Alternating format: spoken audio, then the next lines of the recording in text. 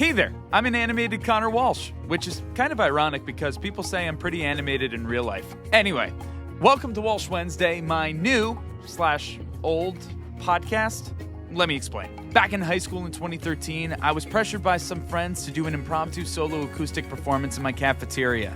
Believe it or not, people really took to it. And it turned into a monthly musical series I did through the rest of high school. Who said High School Musical wasn't realistic?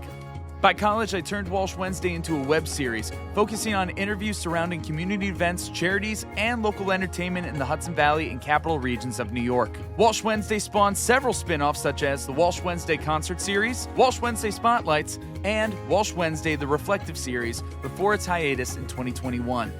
After that, I spent the last 3 years working in radio, honing my craft, conducting unbelievable interviews, traveling to fascinating places, attending mind-blowing events, and meeting some of my personal heroes. Now, with the help of some awesome people I've met along the way, I'm bringing Walsh Wednesday back bigger and better than ever. Let's stay curious, keep an open mind, and as always, I'm glad we get to spend some time. Welcome to Walsh Wednesday. On this week's episode, we speak with pianist and arranger Nicholas George Xavier Blum, aka NGXB. More than likely, you've probably seen one of his viral videos playing the piano and screaming, but today we're looking to learn more about the man behind the piano. Thank you to our Walsh Wednesday All-Stars, all of those who have generously contributed to the Walsh Wednesday 2025 Fund Drive. You can see the list of names on screen or in the description of this episode. And of course, thank you to our Walsh Wednesday Warriors, Jim Robinson, John NEWHALL, Meg BOYCE, and JENNA HESS. These individuals have pledged $100 or more to Walsh Wednesday for 2025, either through the GoFundMe or our Patreon. This episode of Walsh Wednesday is brought to you by Impact PR and Communications, MHA of Dutchess County, the Council on Addiction Prevention and Education of Dutchess County Incorporated, Dayrock, Locks That Rock Hair Design, A Touch of Naples Pizza and Pasta, KIPP Capital Region, and Walsh Valuation.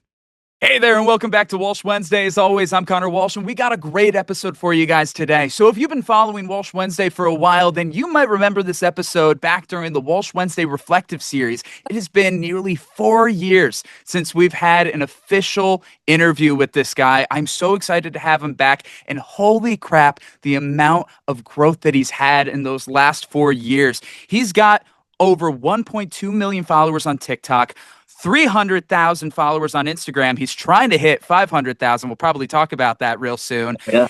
He's got countless viral videos. You know him as NGXB, but today you're going to get to know him as Nick. You're going to find the artist behind all of the screaming and the piano playing.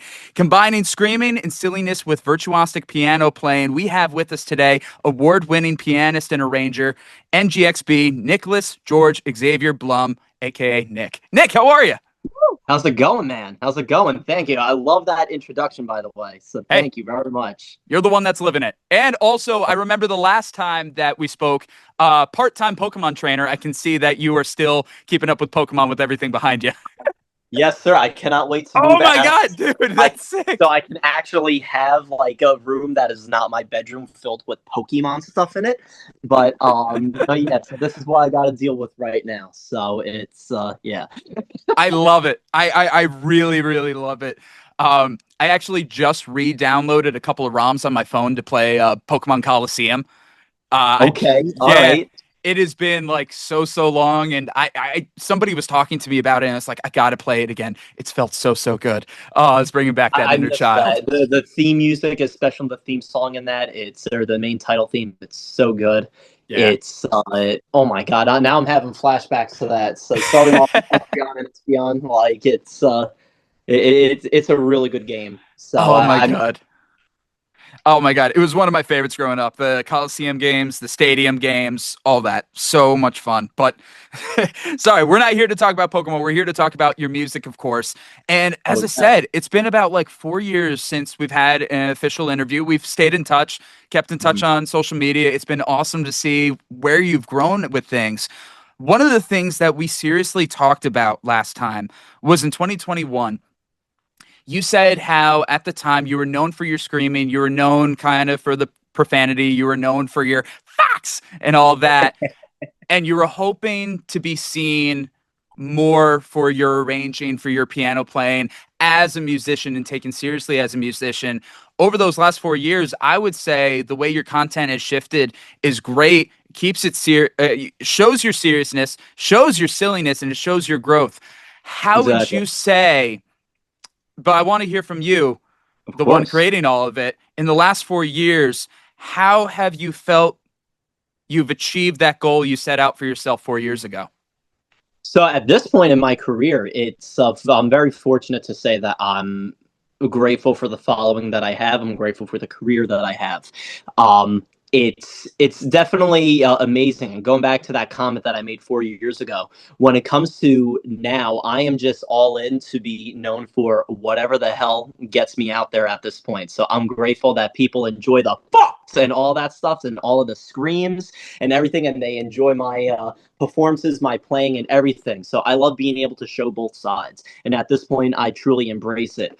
Years ago, when I was working with either certain people or whatever, I was being pulled in different directions where it's like, no, you should focus more on this, or, oh, you should be focused more on that. But now I'm literally trying to put everything into one box in a way when it comes to my personality, my playing. And I'm currently developing a show where it showcases all of that. Taking inspiration to entertainers like Liberace, Victor Borga, where they're playing. There was no denying that they were virtuosos at the piano, but also also the huge part of their identity was their personality. Whether Liberace, where he would come out in a 20-foot fur coat, having the candelabra there, interacting with the audience, and then you had Victor Borga, who was also not only a classical pianist but a comedian as well. And so with him just doing his jokes and everything, both of those pianists, they were able to bring the classical worlds or piano music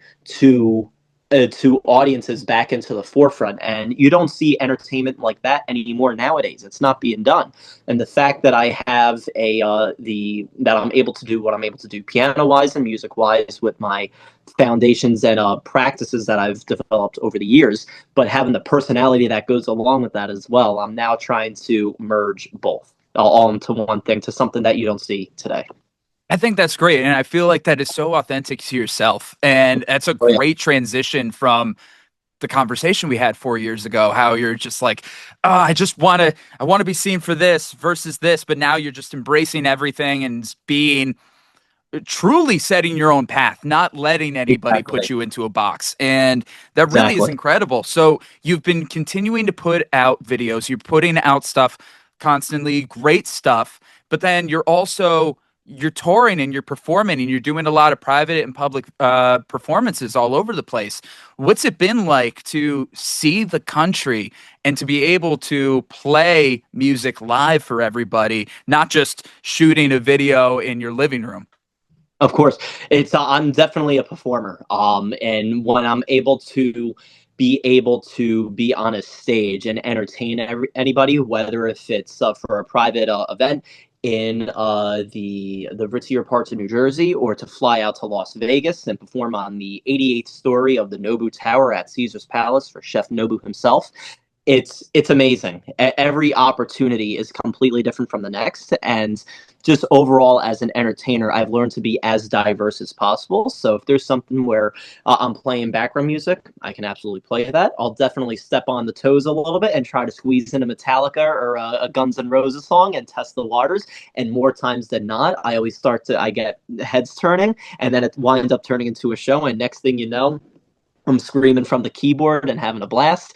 And it's being able to do what I get to do for a living as a performer is amazing. Being able to see other parts of the world just is the cherry on top. I'm glad that I get to make a living already at doing what I do, but to take my career to that next step and being able to perform for private events and everything, whether if it's in the Bahamas, the West Coast, anything, it's amazing. No, that must be an amazing thing. As a musician myself, I love when I get to connect with an audience. The way that you're getting to do it is simply fascinating and amazing. And I believe I remember you said one time, either to me or another video, trying to do an entire rock performance with 88 keys, and that's something you're able to constantly accomplish there. It is So cool. So you've definitely had a busy 4 years, but let's talk about some things that have been happening in the last year. Sure. Actually, one of the things I wanted to bring up was the NAM conference, NAM conference Yes, the at the NAM. beginning of the Yes. year. I actually had friends who were there at that conference, and they said, "It's like, have you ever seen this NGXB guy?" And sending me videos. It's like, I actually know him, but That's but just yeah. too fun. Yeah, no, you had some fans out there. You had some people who had been following you for a while. You had some people who just discovered you and been following since. And no, I heard many good things about the conference. Plus, you also had like kind of like a video diary behind the scenes, if I'm not mistaken. Didn't you have like a behind the scenes videos too showing stuff going on? Tell us about the conference. No, yes. So the NAMM show was absolutely amazing. I was brought out by Donner Music to essentially do a display for their new keyboard that they were releasing called the Aura series, like OURA, and I have some videos on it of me playing on it if you go to my feed.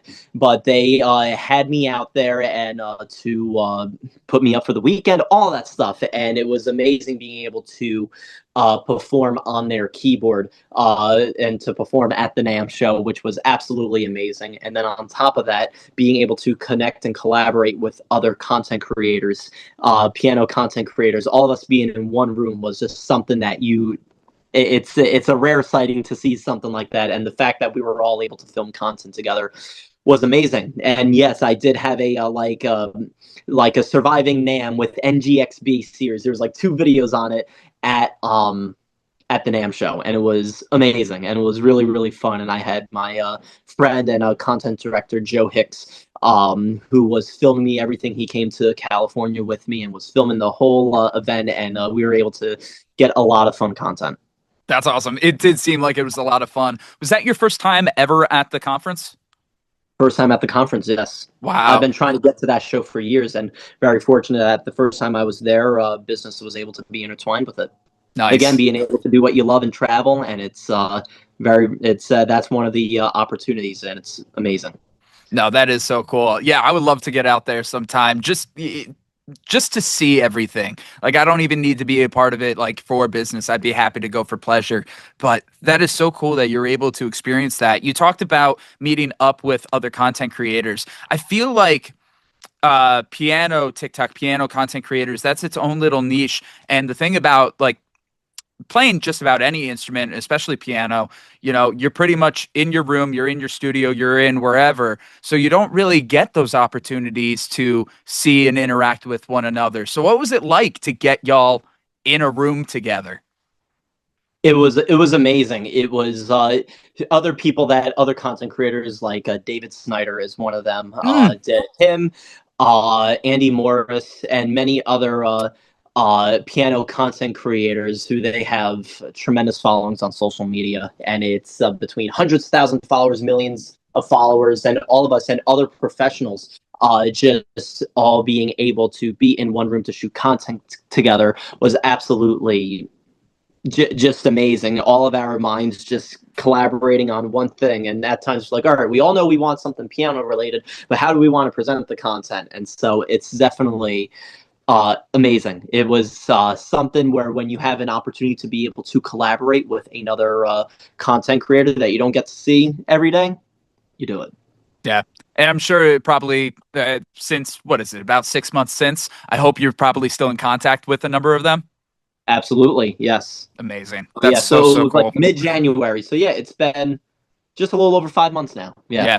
Nice. And hopefully you'll be back again for next year or more conferences and more conventions to Yes. come. That would be phenomenal. Oh So, yeah. yeah, so of course they had the NAM conference, but something a little more recent. And I'm a big fan of this. You were actually just on Boomer and Geo. For anybody who's not familiar with it, that's a CBS sports radio show, very famous show, and it's really incredible that you were on it. I love the video that you posted of you performing on it, saying that you're a mix of Mozart and Gibby from iCarly. Can you Yeah, that was explain the because situation? oh yeah, so at the very end of the performance, the energy and how I ended it, one thing that I was doing, one thing that I like to do is I never plan what I'm going to play. So like I was looking at the audience and judging from that, I was like, all right, they're gonna really like a lot of rock music. And so it was I did plan Led Zeppelin because Boomer Esiason, when I was on his show this past October, he's asked me if I had any Led Zeppelin. So I made sure to work on some of that for next time I was gonna see him. And then just seeing that, I was like, I gotta play a medley of some sort. And so I did that. Then I did Crazy Train from Ozzy Osbourne. So it was Immigrant Song from Led Zeppelin, and then Crazy Train from Ozzy Osbourne, and then I ended it with Dream On from Aerosmith. And Classic. it's oh yes, and I have Dream Until Your Dream Come True right tatted right here. It might be hard to see when it's all in like negative coloring, and so it's like my skin is like the color for it, and so it's just outlining it, but it's all piano keys and all that stuff. But I ended it with that, and then I love to just go absolutely insane and be unhinged as I'm performing. And so the energy that I was feeling, I was just like, yeah, I got to rip my shirt off. And I don't know what possessed me to do that. So it was just, I ripped my shirt off and screamed, and people liked it as well. And so my goal at the end of the day, going back to the 2021 statement, to be taken seriously as a pianist, I found my identity over time just being that pianist that no one has ever seen before. Not just musically and what I can do on a musical sense, but also personality-wise and stage presence-wise. So it's the kind of thing where I truly let my personality and my intrusive thoughts within reason show within my persona as a whole, not just my stage persona as well. So I truly like to be the person that I am on stage, off stage as well. So there's no difference. No, I think that's great. No, the level of charisma that you have, the level of stage presence that you have, I'm glad that is getting incorporated and being seen and put on the forefront, because like the conversations that we've had on the mic, off the mic, you're just such a good dude. And can I also just say, the way that going back to how we got connected in the first place, when we were on Celebration of Music, we were in two different parts of it. You reached out. You just simply were like, "Hey, I saw you're a part of this. We're all part of this family now. How you doing? I want to make a friend." Like, that's awesome. That's just such a great way to go through life. And I can see you still have that kind of verve inside of you. So what is it? What possesses you to have that outgoing nature, and what possesses you to really find these really personal ways to connect with people, whether it's messaging somebody like you did me back 6 years ago, 6, 7, I don't know. Yeah, that happened in April of 2018 when I won the Philly-based part.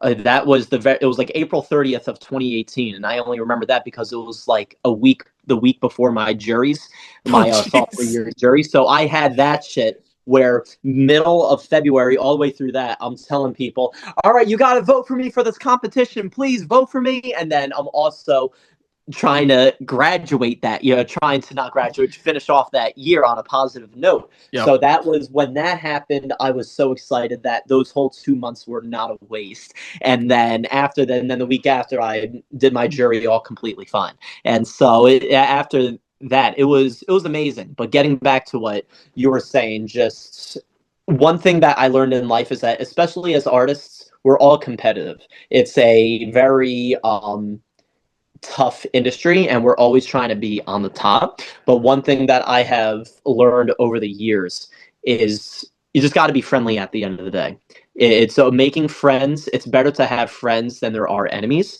And it's just, at the end of the day, we're all here to just be there for each other, root from each other from the sidelines, no matter what. And it's being able to support one another, no matter what. It all goes a long way, and being able to have a lot of friends that are within the industry, whether or not they wind up making it a career or not, or just do something completely different, or if they reach the top of the top, no matter what, being able to support one another, especially when you're all in some kind of close-knit group, makes it all worth it.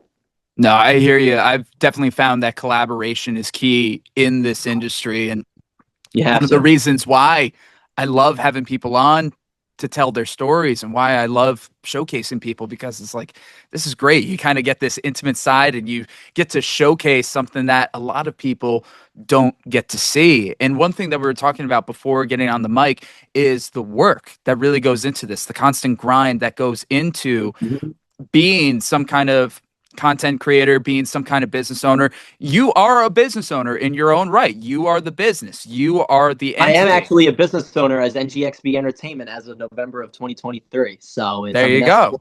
That stuff. So it's you're your own business in this, especially. Exactly. So to all the people out there who, you know, kind of see the content creators out there, see the musicians out there, and don't quite understand the work that goes into it, do you want to go into a little bit of like the behind the scenes of how you're working, the grind that it takes? It's not just putting up silly videos and getting a bunch of likes. It's like there's a lot of work and thought that goes into everything that you do. Oh yeah, when it comes to being in this industry, no matter what, in any kind of entertainment or art industry, whether if you're a musician of any kind, a comedian, a painter, any kind of thing, or anything that where it's one of the toughest industries to be in, you have to give it your blood, sweat, and tears. It has to be not just plan A. It has to be, and have a backup plan with it. It has to be the only thing on your mind. There's this one thing that my mom would always bring up. It's a song from Tim McGraw. It's called "How Bad Do You Want It?" And it's "How bad do you want it? Are you eating, sleeping, drinking with that one thing on your mind?" And it's that's it has to be the only thing that you want. You have to eat wood and drink sand to make a fraction of your dreams come to fruition if you want to survive and have a successful, any kind of career within a cutthroat industry where people are just going to immediately look at you, and when the next big thing comes through, you're in the past and you're in the dust. You see so many of your biggest artists where they had phases where they were the biggest thing, then they weren't having any hits, nothing was clicking with the times, and then next thing you know, a few years later, they come out with the biggest hit. Happened with Aerosmith. It happened with Queen. It happened with so many groups where they had their decent hit and then they eventually trailed off, and then all of a sudden they're relevant again. Yeah, like to a mass degree.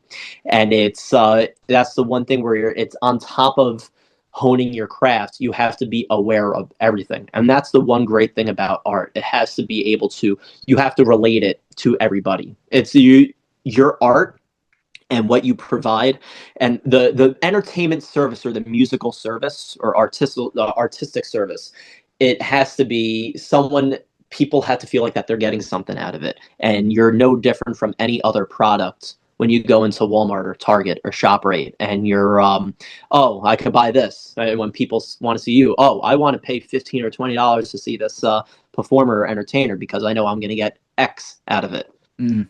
That's how you have to look at yourself. You're no different than any other product. It's just that we're more of a service for one's entertainment. And pause. We're going to take a quick break from our interviews to hear from our sponsors. First up, we got our friend Andrew O'Grady from MHA of Dutchess County.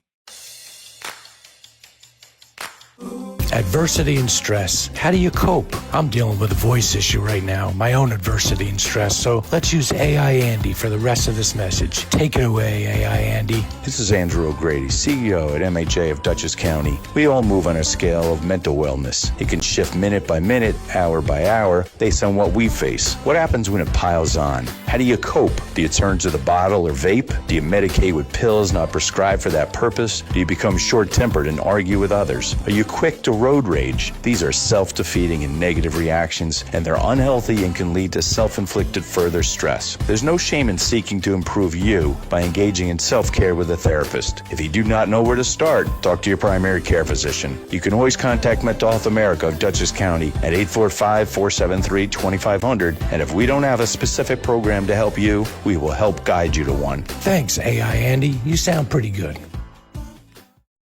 A message from the College and Career Supply Registry from KIPP Capital Region. Help them provide essential supplies to their graduating seniors and make a positive impact on the beginning of their journey after KIPP. You can scan the QR codes on screen or visit the links in the description of this episode. Up next, we have our friend Philomena Finelli from Impact PR and Communications. Thanks, Connor. I'm Philomena Finelli, CEO of Impact PR and Communications and a media maven, which is a fancy way of saying that my team and I help companies get in the news, transform leaders into thought leaders, and cut through the clutter with messaging that matters. And we do it all with a smile. Our agency was named the Woman-Owned Small Business of the Year for 2024 by the Metro New York District Office of the U.S. Small Business Administration, and we received the Gold Stevie Award for Women-Run Workplace of the Year, which is an international recognition. But it's not about the awards, it's about the personal interactions.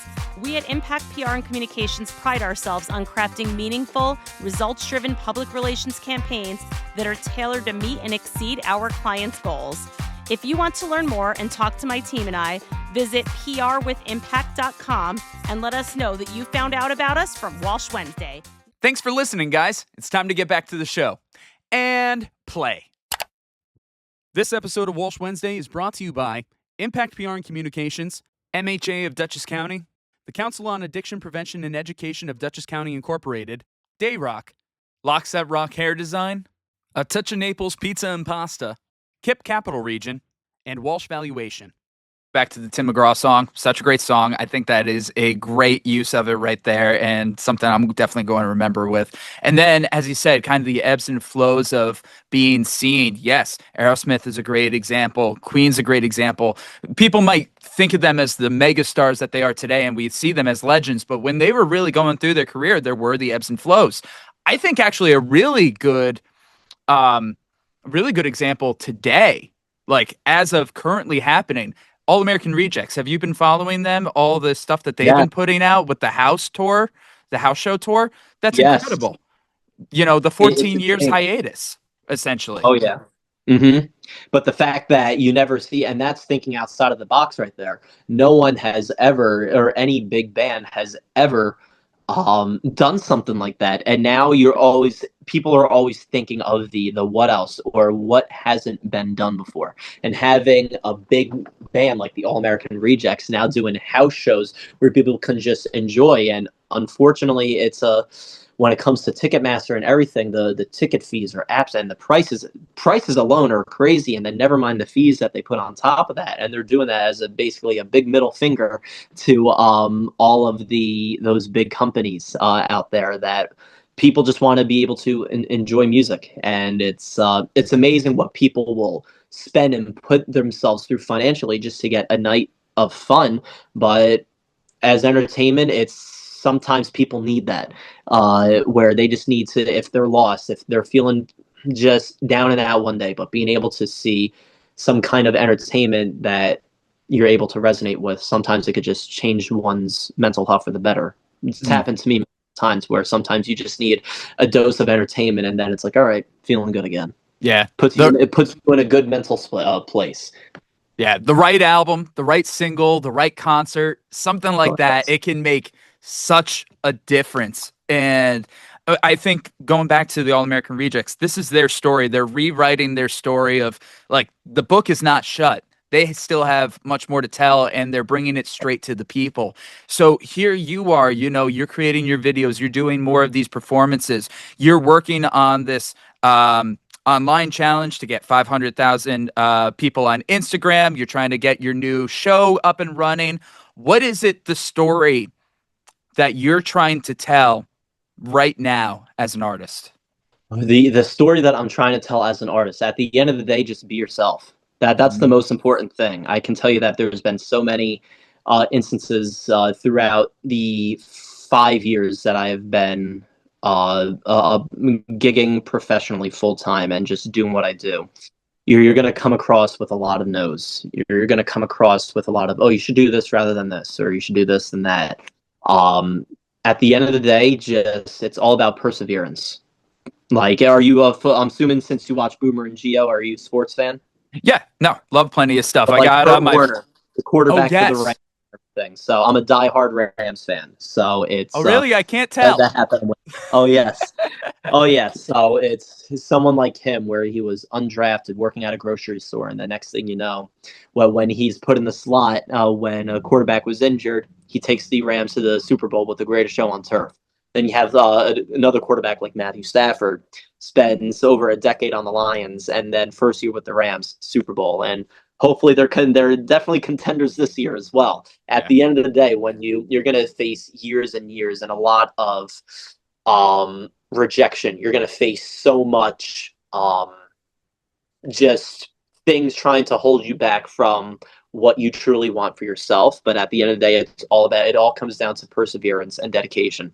And in addition to all of that, being open-minded, because I was stubborn tremendously for a few years. And then when I opened up to other opportunities, to having other instruments such as strings and violins now performing with me, it has opened up the doors just to that alone. And then because of that, that led into other ideas. Oh, I should form this other show with this. So when you have an open mind to take constructive criticism for your career, constructive criticism and being told to do something completely different are like two different things. But when you want to take advice to make your career stand out that much more and be better, got to be open to it. I've been around a lot of people and other people that were close to me at certain times where they were very stubborn and did not take any of the advice that I would give them or they would receive, and they're still doing the exact same thing after years and not growing one bit. Yeah, and that's a shame. What is the saying? It's like doing the same thing over and over again, looking to get a different result is just insanity. Yeah, insanity. And exactly. you get that, and it's tough. You do have to reinvent yourselves at time, but it doesn't mean that you're giving up on who you are and what you do. It's just a matter of how you present it. There's a couple of things based off what you said. The Kurt Warner story, great example of it. I always think of Lou Gehrig with the Yankees, how if Wally Pipp didn't have a headache that day, Lou Gehrig may never have been the legend that we know him today. You never know. You never know. And like, I think it's just weird because there are just certain moments of serendipity like that. I also think of Harrison Ford. I saw him in an interview one time and said, he was asked, you came into Hollywood with so many different actors with a lot of great talent all around the same age, this huge wave. And they didn't become famous, but you did. What's the difference? And he said, I stayed at it, where a lot of them got discouraged and left or changed, or as he said, fell back on that plan B. He just stayed. And because of that presence and persistence, he's one of the biggest actors of the last 50 years. Oh yeah. I can't even tell you the amount of times where there's been times where like, is this all that I'm like made for? It's just doing certain like restaurant gigs or whatever, but the perseverance is key, and just doing what you have to do to make it. Yeah. No, absolutely. It's funny you say, like, is restaurant gigs all I'm going to do? I remember I was actually just telling the story recently. When I was in college, I hosted an open mic, but during the winter, nobody would show up to the open mic. So I'm just filling the space for like 2 hours performing myself. Yeah. It was because of those 2 hours every single week, I got to practice my craft. I looked at it as a thing as like, I'm playing to an empty bar where this should be an open mic full of tons of people, and it's not, and I felt discouraged about that. But then when I looked back a year later, it's like, oh, wow, I'm really better at performing this, and my stage presence has grown and various things along that line. It's because I had an opportunity to perform on a stage, to practice on a stage, and it helped lead to bigger things. So that restaurant gig may not be the end-all be-all, but it's going to get you to that nice big thing. And that's not a diss to anybody who currently does restaurant gigs and they're starting out doing what they're doing. And it's but that's where the mindset that I have, where I'm trying to just try to sell out Madison Square Garden or Carnegie Hall over the next 5 to 10 years. And it's but me doing all of those gigs gave me the opportunity to constantly perform, to constantly get into the fluid and the consistency of being able to perform for a few hours at a time and all of that stuff. And so that's where when I was saying that's for the mindset of trying to take over the world and not being able to get over that hurdle to the next big thing that you're trying to go for. Hell yeah. Let NGXB take over the world with some music and some screaming. Hell yeah. I love it. So Nick, since it's been 4 years since our last interview and 5 years since you've been doing this on a professional sense. I have a few questions looking back on those 5 years for you. We're going to kind of like go back and kind of in memorial of, in memory of, kind of looking back on it all. So Absolutely. The first thing that I want to ask, what was one of your favorite performances in the last 5 years? Favorite performances in the last 5 years. To be quite honest, the Boomer and Geo one really sticks out to me because that was the first time I've ever ripped my shirt off on stage, which that was something I've always wanted to do. Other memorable performances, I performed for the Atlantis Resort in the Bahamas for their New Year's Eve gala. So that was really rough on New Year's Eve of 2024. So that was absolutely amazing. Performing for Chef Nobu for the 10th anniversary of the Nobu Tower at Caesar's Palace in Las Vegas. That was definitely something extremely memorable. And other than that, those were mainly a lot of the huge highlighted performances that I've had personally for myself. But other than that, when it just comes to doing a lot of private events, weddings, and everything, what I'm doing right now, it's all great. It's all good stuff. When I'm able to do what I get to do, whether if it's for a crowd for a few hundred people or for just a private setting, it makes it all worth it. Terrific. Now, the next question I got here is, if you could redo anything, whether it's a video or redo a performance because you feel like you could have done it better, what would that be? To redo a performance or a video? None. Really? Because everything that I've done now has gotten me to where I am at this point, and any kind of performance that may have not gone well, say if I like completely messed up or whatever, it only made me stronger. There was one time my sophomore year of high school where I was going to play Flight of the Bumblebee and then go into Bohemian Rhapsody. And it was like, oh, this would be such a cool idea because something really fast.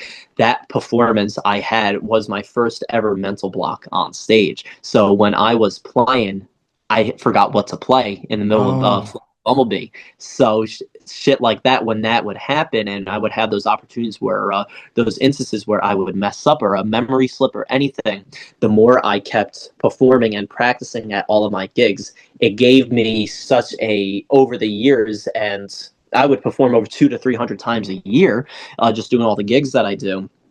As the years went by, it made me so strong mentally going to any kind of performance, just knowing, okay, I can do this. And if I were to mess up for anything or something like that, I know what to do. And over time, it made me extremely confident going to any kind of situation. And on a content basis, you trip and fall. Not every video is going to be a grand slam. Not any video is going to be a viral video. You just said, going back to what we were just saying before, you have to know what's in the now and what works and what doesn't work. So God, just keep going. I love that mentality.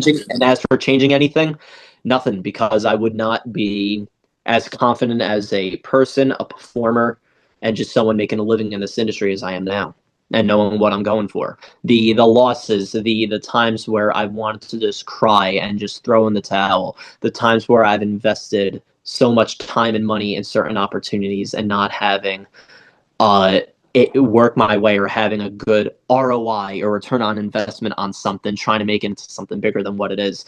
Over the years, I know what I want now, even more than what I did last year. Yeah. Like, it's all about all these experiences. It's just made me so strong and very well-rounded in any kind of situation, whether if I'm talking to an agent, talking to someone who could potentially be a huge influence on my career, someone trying to book me for a gig, anything. All these experiences that I've had that were negative are only positives going forward, and gives you the experience to know not to be in those situations again. Dude, you are so wise. I love the resiliency. I love the mentality that you have towards this stuff. And actually, I think this next question really segues really well into what you were just saying. What is an experience that you've had in the last 5 years that has tugged your heartstrings? Tugged my heartstrings. Man, tugged my heartstrings. You know what? There's one. Just recently, I had my full band perform with me, and it was with the strings and drums for this one fundraiser. And it was amazing because it was over a year and a half since I last did that. And I brought that act from the West Coast to the East Coast for that one Las Vegas performance for Chef Nobu. And my mom was getting emotional in the crowd, and I wasn't realizing it, but I spent a year and a half trying to form all the charts, connecting with the right people to make that happen. And now I have everything set and locked into where now those opportunities are now coming more and more. And hopefully something will be coming up for later this summer. So we'll see what happens there. Wow. That's so cool. In Virginia. So we'll see what happens there. So in Virginia. Okay. Oh, yes. So it's a lot of things in the works. Nice. You'll have to keep us in touch with that. And then Absolutely. The last question that I have here on this look back of the last 5 years, you kind of touched on this a little bit already, but where do you hope to be in the next 5 years? Around the world, just filling up venues, hopefully to be able to fill up stadiums one day. That's the goal, no matter what my act and where my career takes me. Just take it one day at a time. If I'm striving for the best of the best outcomes that very few people in this world get to experience. But at the end of the day, if I'm able to at least make a living at this and eventually have a family, wife and kids that I'm able to provide for, doing what I get to do and what I love to do, that's the most important. But obviously, I want to be able to sell out Madison Square Garden as soon as possible. So, but it's just got to strive for excellence and just being able to be the best of the best of myself. No, truly. I can't wait for when it all happens. And then we can go back to this clip of what you're saying is like, you did it. You did it. So it's going to take some time, but it's you just got to do it. That's the best way to explain it. Amazing. Amazing. I do have one extra question that I have to ask, since you brought up the one-day goal of having a family. What starter Pokemon would you hope that your child would go for? I want to say Pikachu, but Pikachu's not a starter. Yeah, probably a Charmander. Charmander? Okay. Oh, cool. Yeah, easily. Yeah. If my kids don't pick Charmander, goodbye. Nope, not like how you happening. release Pokemon in the box. I had to ask because I've seen so many of those videos where they put the plushies in front of the kids and it's like, all right, which starter are they picking? Oh yes, absolutely. I can't wait to do that to my future kids one day. So it's I'm huge about that as well. So it's first got to get a girlfriend. So we'll start from there. You'll get there. It's like, come on, chicks dig the musicians. You got it. You got it. But Nick, this has been an incredible interview, and I'm really grateful for your time. I'm grateful for the wisdom that you've imparted. I'm grateful for your personality and your music, and I know a lot of other people are too. Before we completely wrap up, is there any last little nugget you want to share with the Walsh Wednesday listening audience? Yes, over the next week or two, hopefully I want to start releasing this as soon as possible. I'll be having music videos being released every other week on YouTube. So I have recorded 13 of my arrangements already, and over the next month I'm going to be heading back into the studio to record some more, and then want to get them filmed and chip away at them throughout the summer, and I have tremendous ideas for that. But it's going to be a lot of the classic hits that you love. So coming up over the next few months, you're going to see Bohemian Rhapsody, Sound of Silence, both versions, the original version and the disturbed version, all in one cover. So there's that, Dream On, My Way, Pure Imagination, and then you're going to see some stuff from the Weekends, Post Malone, everything, you name it. So it's these videos that I have that were filmed were a lot of songs that are very sentimental to me in my journey, and songs that I loved over the years, and I can't wait to, and Bruno Mars as well. Bruno Mars is amazing. So you're going to see talk about showmanship there over time, and every other week these were professionally recorded and filmed, and I can't wait to start releasing them to YouTube, and hopefully they start getting the attraction to bring my career to that next step. That's amazing. I can't wait for those. I know I'll be checking them out. Your arrangements are great, so I'm sure that these all came out amazingly. Nick, thank you so much for being here on Walsh Wednesday, and again, I can't wait to see what's going to happen in the next 5 years for you. Likewise. So hopefully our next meeting won't be then. So hopefully it'll be much sooner. But again, still looking ahead for you. I'm Connor. And I'm Nick. And as always, we're glad we get to spend some time. And that's a wrap on this week's episode. Much love to our sponsors this week: Impact PR and Communications, MHA of Dutchess County, Locks That Rock Hair Design, A Touch of Naples Pizza and Pasta, the Council on Addiction Prevention and Education of Dutchess County, KIPP Capital Region, Walsh Valuation, and Dayrock. Thank you to our Walsh Wednesday All-Stars, all of those who have generously contributed to the Walsh Wednesday 2025 Fund Drive. You can see the list of names on screen or in the description of this episode. And of course, thank you to our Walsh Wednesday Warriors, Jim Robinson, John NEWHALL, Meg Boyce, and Jenna Hess. These individuals have pledged $100 or more to Walsh Wednesday for 2025, either through the GoFundMe or our Patreon. You can support this channel by becoming a Patreon member with memberships as low as $5 a month. With that, you can get behind-the-scenes content, your name featured in the credits of each episode, and access to the Spend Some Time chat. You can find that and more by scanning the QR code on your screen or by going to the links in the description. As always, I'm Connor Walsh, and I'm glad we get to spend some time.